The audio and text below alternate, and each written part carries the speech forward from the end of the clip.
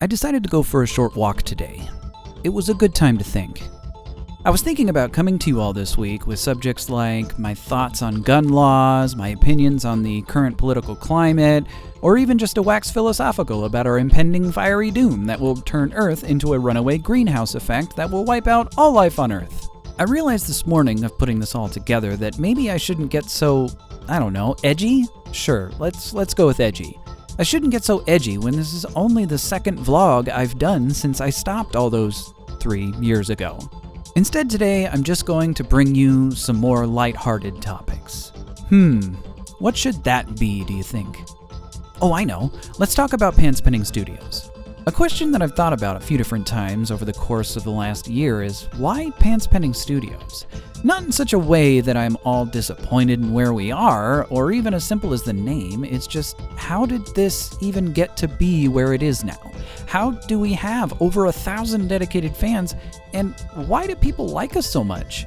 Obviously, these are questions that make me happy, so in the end, why the hell am I questioning it? I should stop. Let's jump back to late in the year 2015. Before Celebrate Geek, there was the Drakarium, a slightly egocentric name since it was a direct play off a nickname I've carried for 14 years.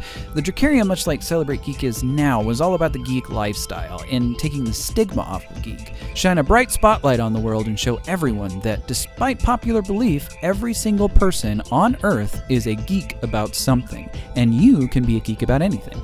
Now, I will skip the origin story of Drakarium because thanks to Hollywood, everyone is sick to death of origin stories. In September 2015, my good friend and business partner at Drakarium, John Zander, had finally made a solid plan to acquire a piece of hardware he was dreaming to get that would open up our chances at producing real quality video content for this channel. We spent a long time coming up with grand ideas and hundreds of video plans.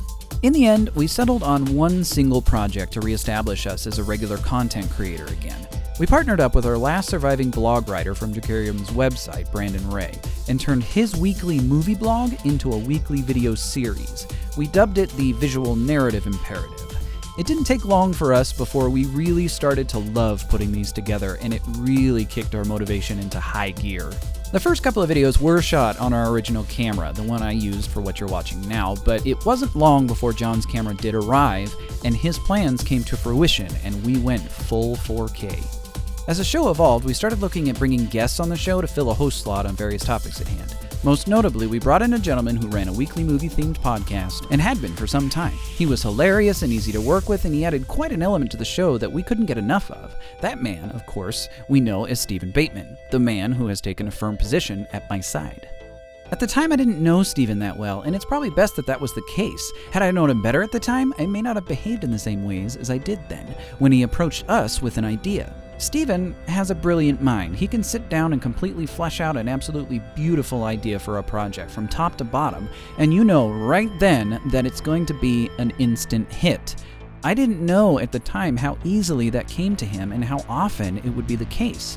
Needless to say, but I'm saying it anyway, when he presented John and I with this idea he had, we were excited by it beyond measure and were definitely on board to help out in any ways he was asking us to. Now, we'll sidebar here to let you know that right now, over a year later from this conversation, that project has not yet seen the light of day. It's still on our development table, but I've recently decided to pursue it, even if I have to adapt a little on how it's done. Anyway, as time went on, we were developing this new show with Stephen. The conversation did eventually lead to money. This is the kind of show that has the potential to go viral. The kind of attention the viral focus can give can be overwhelming and wildly profitable if you have other content that brings in interest of those millions of viewers. We had to discuss how we wanted to handle that, and we did. To save you from all the bureaucratic nonsense that conversation was, I will summarize. The final decision at the end of this talk was that we were going to go in together and create an umbrella company that envelops both Drakarium and Stash Productions, Stephen and Ash's content creation entity. After a lot of ideas running around, we settled on a name, and it wasn't long before we were moving together in a cohesive single unit. Thus, Pan-Spinning Studios was born, but the public would not know this name. Not yet. That came later. No, first came the opportunity out of left field. I was contacted by a friend of mine, Dan Moberg, who is on the administration staff of a local convention called Spokane. He came to tell me he was approached by a couple of authors who were holding an event at a local bookstore, and that would be Auntie's Bookstore in downtown Spokane. These authors? Well, those are none other than zombie exterminator Grivante and the not-quite-estranged Fedyr. They needed local talent to host and produce the event, and we were the chosen group. And this was our coming out party. We were billed as the Dracarium on the posters, but this was our first live event as Pants Penning Studios, and it was a blast. You see, originally Pants Penning Studios wasn't going to have the massive crew that we have right now. That only came after Steven broke through my paranoid reluctance and we interviewed the head of another local podcast in town for the purposes of bringing said show under the umbrella.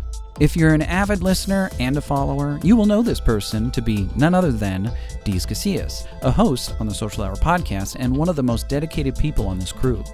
This acquisition opened the floodgates. My anxiety and reluctance were things of the past, and we started paying close attention to the independent podcast scene and looking for other shows that we could adopt into the company and help nourish their shows into something so much more than they were. Give the independent podcast scene a group dedicated to a joined effort of success.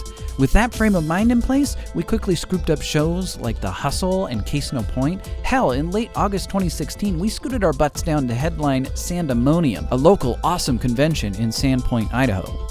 It took us quite a long time, but we even found ourselves a YouTube channel to bring into the fold, and just recently brought on Selfie Dad himself, Burr Martin, and his Burr Martin Experience podcast with a new and improved format and theme.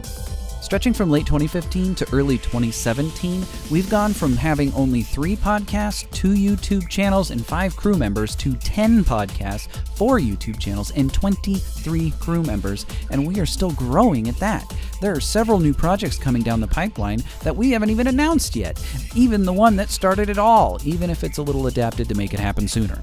So that's it. Thanks for hanging out with me as I reminisced on the past. Things are more great than they could possibly be. Thanks for watching.